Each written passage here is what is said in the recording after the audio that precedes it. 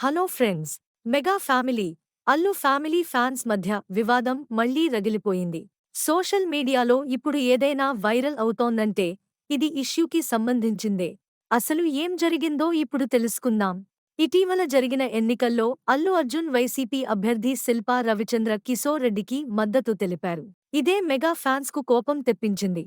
ఎందుకంటే mega family అంతా పవన్ కళ్యాణ్కు అండగా నిలిచింది. ఈ చర్యతో మెగా వర్సెస్ అల్లు ఫ్యాన్స్ మధ్య విభేదాలు పెరిగాయి.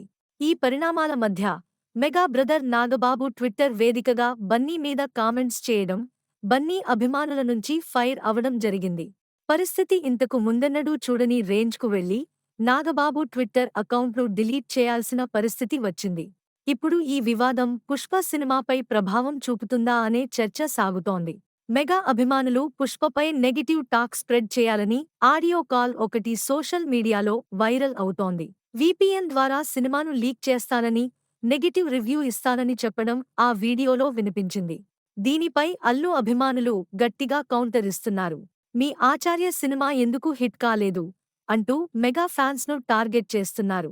పుష్ప ఆపడం ఎవరి తరం కాదు అంటూ తమ అభిప్రాయాన్ని గట్టిగా చెబుతున్నారు. సో మెగా వర్సెస్ అల్లు వివాదం ఎక్కడికి దారి తీస్తుందో చూడాలి.